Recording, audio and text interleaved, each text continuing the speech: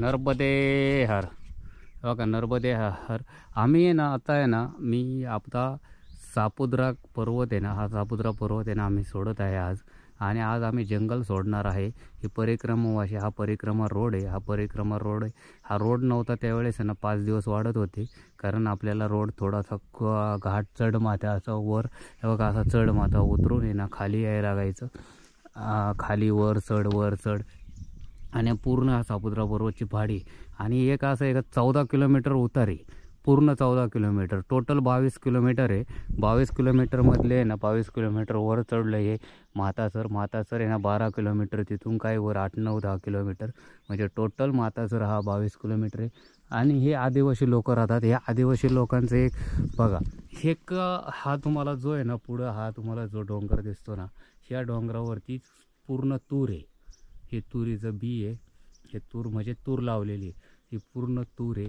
वरती तुम्हाला थोडासा काय ना हे आपले ज्वारी दिसते आणि हे पूर्ण ज्वारी, हे पूर्ण तूर आहे.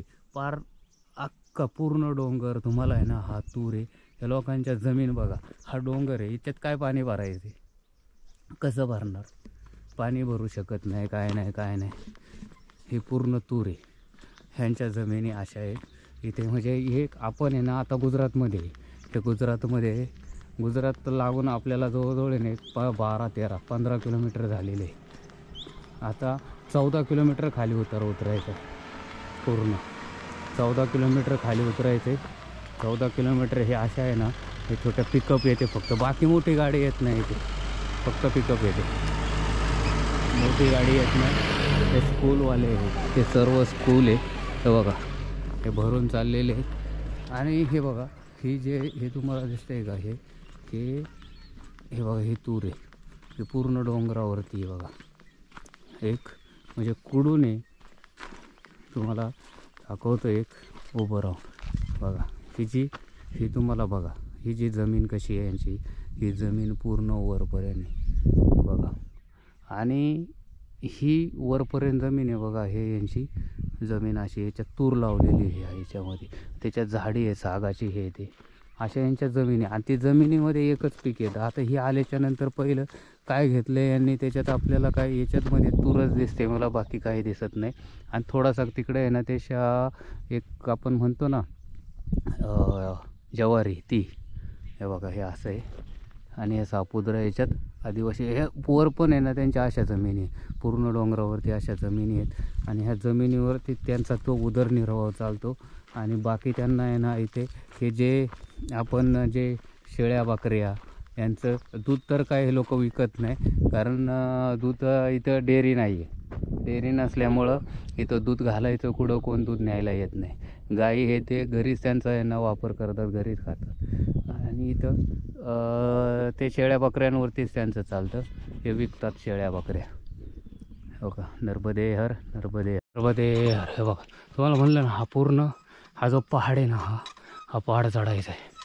हे बघा हा पूर्ण पहाड आहे, भरपूर उंच चढायचं आहे. त्याच्यानंतर खाली उतरायचं आहे. हा पूर्ण पहाड आहे. हे बघा परिक्रमा असे चाललेत, असं आलं आहे खालून. हे पूर्ण वर चढायचे.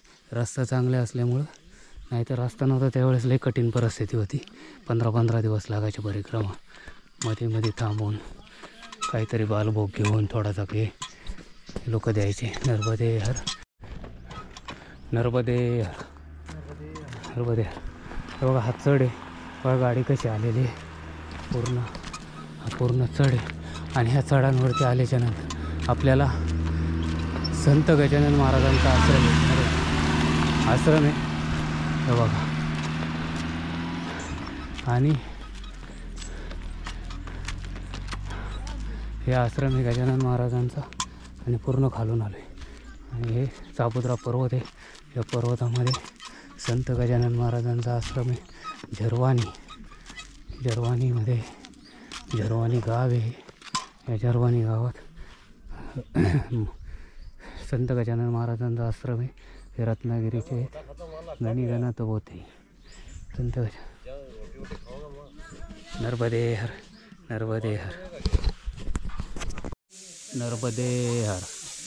संत गजानन महाराज अन्न क्षेत्र, हे झरवानी क्षेत्र आहे. हे क्षेत्र आपल्याला आहे ना नित्यानंद आश्रम तिथून 7 किलोमीटर अंतरावरती 7 किलोमीटर अंतरावरती इथून पुढे आपल्याला जी पहाडी लागते इथून शुलपाणीची जी पूर्ण म्हणजे सातपुडा पर्वत सापुद्रा जो सातपुडा पर्वत आहे ना हा लास्टचा टप्पा आहे आपल्याला. इथे लास्टचा टप्पा इथून पुढे ना 11 ते 12 किलोमीटरवरती गोरा कॉलनी. तुम्हाला 2 ते 2.5 तास लागणार इथून पुढे जाण्यासाठी. आणि तिथून 1 किलोमीटर अंतरावरती आहे ना तुम्हाला 1 किलोमीटर अंतरावरती शुलपाणी मंदिर आहे. आणि हे जे परिक्रमासींचे आहे ना ते दुपारचं आहे ना भोजन प्रसादी चालू आहे. इथे जे आहेत ना गजानन महाराज हा जो आश्रम आहे ना इथे जे पुण्याचे आहे ना पुण्याचे लोक आहे ना आपल्याला सेवा देण्यासाठी 15 दिवस आलेले आहेत. आणि इथं लास्टचा टप्पा म्हणजे आपल्याला जे आपण जे एवढे 8 ते 10 दिवस शुल्पाने झाडीत घातले ना तिथून पुढं लास्टचा टप्पा हा आहे. हा पूर्ण खालचा टप्पा आणि तो चढून गेल्याच्यानंतर पूर्ण सपाटी आहे उतार आहे. आणि इथून पुढं आता पूर्ण उतार लागणार. हे 7 किलोमीटरपर्यंत अंतरावरती सर्व संपले. हा जो आश्रम आहे या आश्रमापासून आता आपल्याला शुल्पाने झाडी म्हणजे 7 किलोमीटर अंतरावरती संपल्याच्यानंतर इथून पुढे आपल्याला आता सर्व उतारच लागतोय. नर्मदे हर नर्मदे हर नर्मदे हर.